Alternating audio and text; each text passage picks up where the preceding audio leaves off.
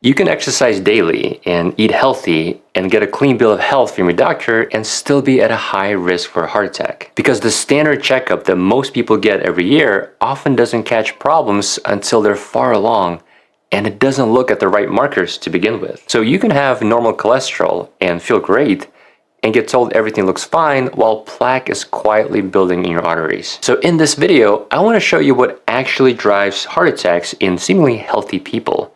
And we'll talk about the hidden risk factors that routine screenings miss. And we'll talk about specific tests that you need to ask your doctor for before it's too late. And if you're new here, I'm Dr. Leonid Kim. I'm a double board certified physician, and on this channel, I break down the most up-to-date and evidence-based information on longevity and metabolic health and weight loss. And as always, even though I'm a physician, I'm not your physician. So please talk to your doctor before making any changes to your health regimen, as this video is educational only and not medical advice. So let's start with something that I think most people, and honestly even many doctors, underestimate, and that is inflammation. Because here's what the latest research is now making abundantly clear. You can have perfectly controlled cholesterol and still be at a significant risk for a heart attack. If inflammation is not addressed, cholesterol management alone is not enough. And the study that really drove this home for me was the CANTOS trial. So in this trial, researchers enrolled over 10,000 patients who already had heart disease. But here's the key detail. Their LDL was already reasonably well managed, with a median LDL of just 82 milligrams per deciliter. Which, by the way, I'm going to tell you later in this video how I approach LDL targets with my patients. But in this study, for the most part, cholesterol didn't seem to be a big problem for these participants, but their inflammation was still elevated. And the participants' inflammation was measured by checking a test called high sensitivity CRP. So the question those researchers asked was simple. What happens if we lower inflammation without changing cholesterol at all? So they gave one group a drug that blocks a specific inflammatory pathway with zero effects on cholesterol. And just by lowering inflammation, major cardiovascular events dropped by 15%. And the patients who got their high sensitivity CRP all the way down below 2 saw even a 25% reduction in major events.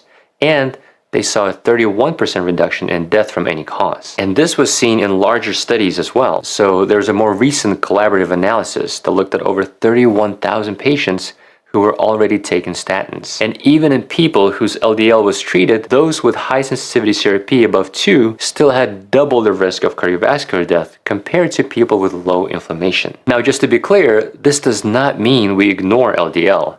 LDL is still a causative factor in plaque buildup. And I'm actually going to show you a better way to measure cholesterol risk in a moment, but this data tells us something important. Cholesterol and inflammation are separate problems, and you have to address both. And as a matter of fact, the American College of Cardiology actually put out a scientific statement making exactly that point. High sensitivity CRP, which is a marker for inflammation, predicts cardiovascular risk as well as, and in some cases even better than, your standard cholesterol numbers. And this is one of the major reasons why people who look healthy and have normal cholesterol numbers still get heart attacks and strokes. Their inflammation is just not under control. So here's how I approach this with my patients. We always check and trend high sensitivity CRP. And if it's elevated, we always look for the root cause of inflammation. Sometimes it's excess visceral fat. And sometimes it's insulin resistance, or poor sleep, or chronic stress, or even untreated dental issues. But the good news is most of these are very fixable. And when you fix the underlying problem, inflammation comes down and your risk drops dramatically. Now let's come back to the LDL issue and what your LDL target should actually be. And this brings me to even a bigger issue with cholesterol testing. Most standard panels check your LDL-C, and it's a decent marker, but it doesn't tell you the full story. This is why you can have a quote-unquote normal LDL, but still be at a high risk for heart disease. So in addition to LDL, I always encourage people to also check their ApoB, or apolipoprotein B number, which will give you a more accurate assessment of the risk. And here's why this is so important. So LDL, which stands for low density lipoprotein, is just one type of lipoprotein that carries cholesterol from the liver to the tissues. And it's often called bad cholesterol because high LDL drives plaque formation. But there's even more players in the mix that also increase your risk. So there's VLDL, or very low density lipoprotein, and IDL, which is intermediate density lipoprotein. And these particles also contribute to plaque buildup. So that means you can have normal LDL but still be at risk. And this is why ApoB is a much better predictor of heart disease. Each of those cholesterol-carrying particles, whether it's LDL or IDL or VLDL, they all have one ApoB molecule attached to them. So when you measure ApoB, you're actually counting every atherogenic particle, and you're able to capture the entirety of the risk. Now, for most people, ApoB and LDL, they move together. So if your LDL is high, your ApoB is probably high as well. And on the flip side, low LDL usually means low ApoB, but that's not always the case. And this is where people can get into trouble. Where these two numbers diverge and you get a discrepancy is when you have insulin resistance. So that would include things like prediabetes and type 2 diabetes and fatty liver or PCOS or even high blood pressure. And this is a problem because insulin resistance is becoming very, very common. It's actually estimated that up to 40% of US population without diabetes have insulin resistance. So if you have insulin resistance, it becomes that much more important to keep track of not just LDL, but the other lipoproteins like IDL and VLDL, or you can just check your ApoB. And once you measure ApoB, well, this brings us to another reason why seemingly healthy people on paper get heart attacks. And it comes down to the ApoB target you're aiming for. Most people think about risk in short windows. And that's because most physicians are trained to focus on just the next 10 years for risk assessment. And guidelines recommend using something called the ASCVD risk calculator, which estimates your risk of having a heart attack or a stroke over the next 10 years. And if that number comes back as low risk, well, the message is usually everything's fine, just come back next year. But here's the problem with this approach. Atherosclerosis, or plaque formation, doesn't develop in 10 years. It's a process that starts as early as adolescence, and we can actually see early plaque formation even in teenagers and young adults. And then it quietly accumulates over decades until it finally causes a heart attack, typically in someone's 60s or 70. And by the time that 10-year risk calculator flashes a warning, well, the plaque has already been forming for 30 to 40 years. And at that point, it's much more difficult to reverse. So the approach I use with my patients is a little different. Instead of thinking about the next 10 years, we're actually thinking about the next 30 to 40 years. And for that kind of time frame, the goal is to lower your ApoB down to below the 5th percentile of the population, which is roughly below 60 milligrams per deciliter. And if you don't know your ApoB and we have to rely on LDL, I recommend trying to get your LDL to below 60 or 70, as we have studies that show that that's the threshold at which plaque starts to develop. Now, that may sound aggressive compared to what your PCP may recommend, but when you think in decades, not years, the math changes. I think of it like driving in full speed toward a cliff and only hitting the brakes when you're right at the edge. By then, you run out of the road and it's very hard to stop before you fall off and have a heart attack.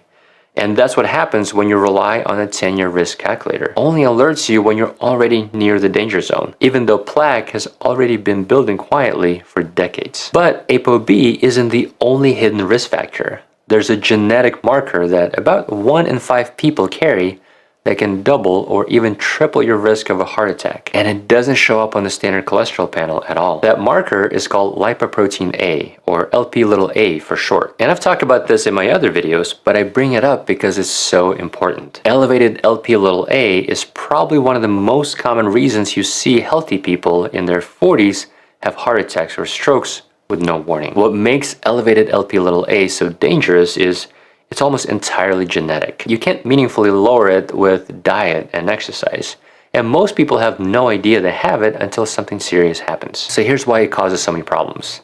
Lp(a) is structurally similar to LDL, but it has an extra protein wrapped around it, and that makes it far more dangerous. And that's because this structure accelerates plaque formation, and it makes it more likely for those plaques to rupture and form a clot. And on top of that, Lp(a) can drive calcium buildup on the aortic valve over time, which can lead to a heart condition called aortic stenosis. So this is a condition where calcium is piling up on your aortic valve, which is the main valve that lets your blood leave your heart. And over the years, this can make the aortic valve stiff and narrow, and when that happens, that can lead to heart failure and all kinds of heart flow issues. So because of this, the American Heart Association and several major guidelines now recommend that all adults get their Lp(a) checked at least once in their lifetime. So because it's genetic and stays relatively stable throughout your life, you only need to check it once, but you absolutely need to know that number. Now, if you check it and you find out that your Lp(a) is elevated, well, unfortunately, we don't have any FDA-approved medications for this yet. But there are several therapies that are currently in phase 3 trials.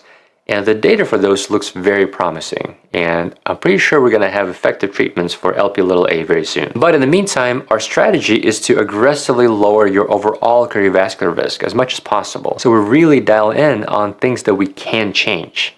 And that means getting your ApoB down to as low as possible, and keeping your blood pressure controlled, and addressing insulin resistance.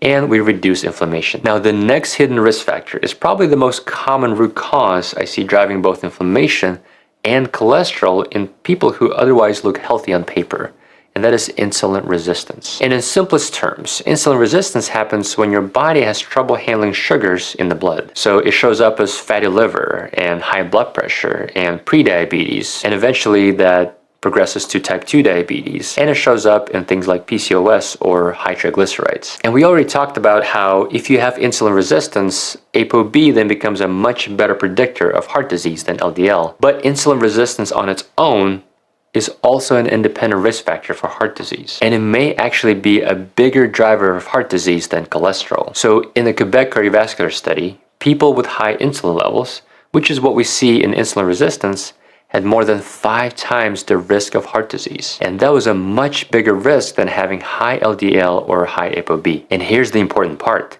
Even men who had normal cholesterol but high insulin levels still had a higher risk of developing heart problems. And this is what makes it so easy to miss. You can have significant insulin resistance, but your fasting blood sugar and your A1C look completely normal. And your doctor may look at those numbers and say, oh, everything's just fine. But what those tests don't show is how much more insulin your pancreas has to produce to keep those numbers in range. So if your blood sugar is only normal because your pancreas is working 3 times as hard as it should be, that's not health, that's compensation. And that compensation comes at a cost. So to catch insulin resistance early, ask your doctor to check a fasting insulin level alongside your fasting glucose and your A1C. If your insulin level is high while your glucose is still normal, well, your pancreas is already working overtime. But the good news is that insulin resistance is reversible, especially when you catch it that early. And when you fix it, almost every cardiovascular risk improves at the same time. Your ApoB comes down, and your triglycerides improve, and your blood pressure drops, and inflammation normalizes, all from fixing the same root problem. And I won't go into the full insulin resistance reversal protocol here, since I cover this in many of my other videos. But the big levers are simple. So we reduce visceral fat, and we emphasize both regular aerobic and resistance training. And we cut back on refined carbohydrates and ultra-processed foods. And for many of my patients, these steps alone produce dramatic improvements in just a few months. Now, there's one more critical piece of this puzzle that I didn't cover in this video, and that is imaging. Because all the tests I just mentioned, your ApoB and Lp(a) and fasting insulin and high sensitivity CRP, well, these are all blood markers. They tell you how favorable or unfavorable your biology is for plaque formation. But these tests don't actually show you whether plaque has already started building. And for that, we need imaging. And we use a few different tools for this. So we use tests like coronary artery calcium scoring, or CAC, or coronary CT angiography, or a test called CIMT, or carotid intima media thickness ultrasound. And each one of these tests will tell you something different, and each one is useful in different clinical situations. And I'm working on a dedicated video that goes deep on exactly that, which imaging tests to get and how to use them. So if you haven't already, subscribe to the channel so you don't miss it. I hope this is helpful, stay healthy, and I'll see you in the next one.